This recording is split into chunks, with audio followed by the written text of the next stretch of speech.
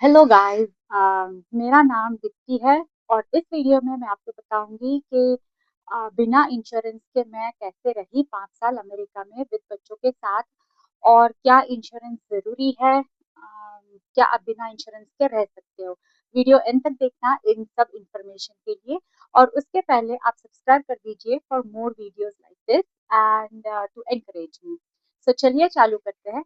ये है 2019 में। मैं आपको थोड़ा स्टोरी बता देती हूँ। 2019 में अफोर्डेबल केयर एक्ट बंद हो गया था। इसका मीनिंग है कि अगर आपके पास इंश्योरेंस नहीं है तो आपके टैक्स डिडक्शन में आपको पेनल्टी नहीं चार्ज होती। ये बात मुझे पता थी।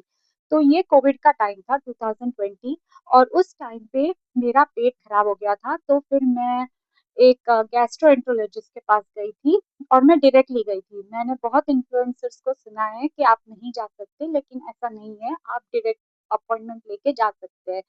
तो मैं गई थी और उन्होंने मुझे, तब मेरे पास इंश्योरेंस था, तब मुझे उन्होंने जो मेडिकेशन सब्सक्राइब किया उसका प्राइस था $2,000। It means almost 1,80,000 rupees. Like just एक वीक की दवाई के लिए इतना था। तो मुझे इस बात का बहुत दुख हुआ उस टाइम पे कि एक तो मैं इतना प्रीमियम भर रही हूँ, $600-700 अ मंथ भर रही थी मैं उस टाइम पे। और ऊपर से मेरा डिडक्टिबल भी था और ऊपर से मैं ये $2,000 सिर्फ 10 दिन की टैबलेट के लिए भर रही हूँ।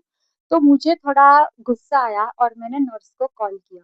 तो नर्स को मैंने बोला कि भाई मैं ये दवाई नहीं लूंगी, मेरे साथ जो होगा मैं देख लेगी, आपको चिंता करने की जरूरत नहीं है। लेकिन अमेरिका में ये रूल है कि अगर आप किसी डॉक्टर के सुपरविजन में हो तो वो आपको ऐसे ही छोड़ नहीं सकते। तो उन्होंने मुझे ये बताया कि उनके पास जो मेडिकल रिप्रेजेंटेटिव आते हैं उनसे दवाई लेके मुझे दे देंगे। तो ऐसे करके मुझे नेक्स्ट डे बुलाया, 2 दिन में बुलाया और मुझे 10 डेज का सप्लाई फ्री दिया। तो इस लेकिन ये बात हुई उस टाइम पे, लेकिन नेक्स्ट ईयर फिर से एनरोलमेंट आ रहा था 2021 के लिए।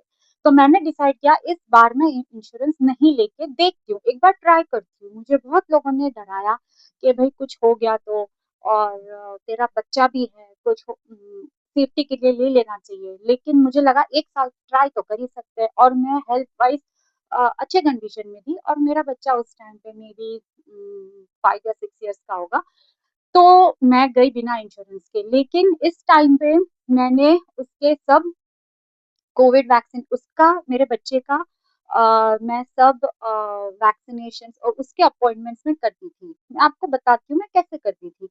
जब भी उसके ईयरली अपॉइंटमेंट्स होते थे उसके लिए मैं उसके पीडियाट्रिशियन को कॉल करती थी और बोलती थी कि मेरे पास इंश्योरेंस नहीं है, मैं आपको कैश पे करने वाली हूँ, तो मुझे कैश पे डिस्काउंट दीजिए क्योंकि मैं आपको ऑन दी स्पॉट पे कर दूंगी। तो वो लोग मुझे 20% डिस्काउंट देते थे और इससे मेरा, और मैं सिर्फ इससे मेरा बिल आता था लाइक $250 एक पीडियाट्रिशियन के अपॉइंटमेंट के लिए। आई मीन इससे मैंने कितने ही डॉलर्स बचाए। अब मैं, आप सोचो कि मैं 700 अ मंथ भरती थी और पूरे महीने, हर मंथ भरती थी। इट मीन्स पूरे साल का कितना होता है। तो उससे तो अच्छा है मैं एक टाइम $250 भर रही हूँ। और अगर वैक्सीनेशन की जरूरत है तो वो भी करवाती थी कैश में। लेकिन वैक्सीनेशन हर ईयर जरूरत नहीं होती है। जो भी इम्पोर्टेंट वैक्सीनेशन थी, यंगर एज में ज्यादा वैक्सीन लगते हैं, जैसे बच्चे बड़े होते हैं उनके वैक्सीनेशन नीड्स भी कम हो जाते हैं। और मेरे लिए, और अगर कभी वो ऐसे कुछ हुआ इमरजेंसी तो फिर मैं अर्जेंट केयर चली जाती थी, वहां पे दे देती थी $100-200 का। तो इतना खर्चा नहीं हुआ मेरा। और मैं एक साल तो डॉक्टर के बगैर ही गई, लेकिन दूसरे साल मैं जाती थी उसके लिए भी मैं कैश ही पे करती थी और उनसे बोल देती थी कि मैं कैश पे करूंगी। सो ऐसे करके मैंने 5 साल निकाले। लेकिन अभी इस ईयर 2026 में मैंने इंश्योरेंस लिया। लेकिन इस बार मैंने मेरी अकेली कर लिया सिर्फ। अब आप सोचोगे कि मैंने मेरे बच्चे को क्यों नहीं ऐड किया, क्योंकि अगर आप बच्चे को ऐड करते हो तो आपका प्रीमियम बढ़ जाता है। और मैं इसीलिए मैंने उसे ऐड नहीं किया, लेकिन मैं उसकी सब नीड्स टेक केयर कर रही हूँ और अभी फिलहाल ऐसे चल रहा है। तो ये बहुत लोगों को ऐसे गलतफ़हमी है कि इंश्योरेंस के बगैर नहीं चल सकता, लेकिन ऐसा नहीं है। आप इंश्योरेंस के बगैर रह सकते हो, अगर आपका सिचुएशन ऐसा करने को आपको मजबूर करता है तो। और आपको पेनल्टी भी नहीं लगेगी। और भी कुछ अ, तो आपको कैसा लगा गाइस ये वीडियो?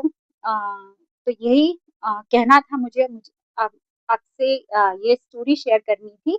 तो ये स्टोरी मैंने शेयर किया। अगर आपको इस रिलेटेड कोई भी क्वेश्चंस हो तो आप मुझे कमेंट बॉक्स में पूछिए, मैं आपको आंसर करूँगी।